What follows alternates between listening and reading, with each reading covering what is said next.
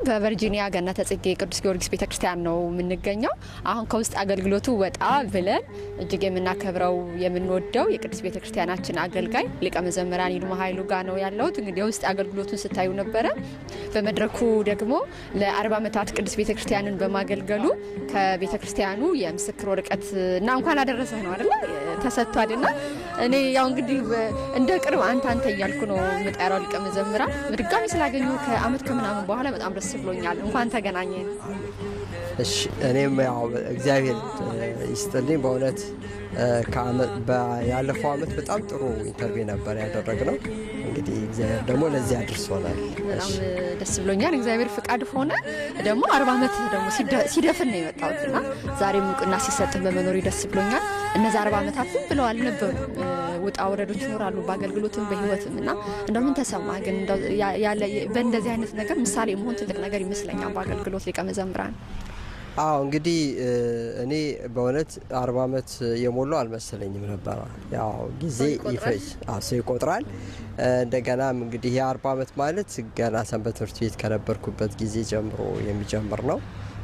እውነት ነው በትክክል መዝሙሩ ራሱ አይ ቲንክ ከ30 ዓመት በላይ ነው እና እግዚአብሔር ደግሞ እንግዲህ ይሄንን ጊዜ ሰጥቶን እግዚአብሔር እንድናገለግል ስላደረገን በጣም እናመሰግነዋለን።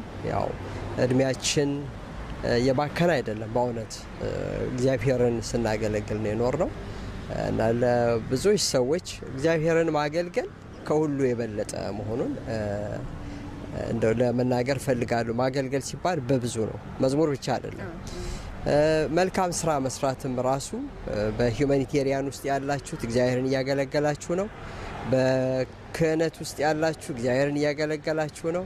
ሌላው ቀርቶ ቤተሰብ እያሳደጋችሁ ያላችሁት ልጆች እያሳደጋችሁ ያላችሁት እግዚአብሔርን እያገለገላችሁ ነው እና ያ ሁሉ በእግዚአብሔር ዘንድ የሚቆጠር ነው እና እግዚአብሔርን ማገልገል ብዙ ዘርፍ ስላለው እንግዲህ የኔ እድሜ ኩዮችም ከኔ እድሜ የምትበልጡም ደግሞ ወጣቶችም አንቺም ራስሽ ሁላችሁ እንኳን አደረሳችሁ በእውነት ለዚህ።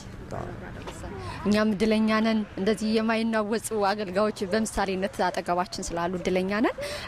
ኃይል ሲገለጽ የሚለውን መዝሙር ድጋሚ ሰርተኸው እንደገና እየተደመጠ ነው። ሌላ መዝሙርስ እየመጣ ነው ወይ ብዬ ደግሞ አያይዤ ልጠይቅ ብዬ ነው። አዎ በቅርብ በጣም ብዙ መዝሙሮች እንደገና እየሰራናቸው ነው። እንግዲህ በስተርጅና ነው መሰለኝ ደህና ይመስሉኛል። ድምጽ ያው እኮ ነው እንዳውም ጨመረ እግዚአብሔር ጸጋ ወለት። አዎ እና የትንሳኤውን መዝሙር በጣም በከፍተኛ ሁኔታ ሰርተ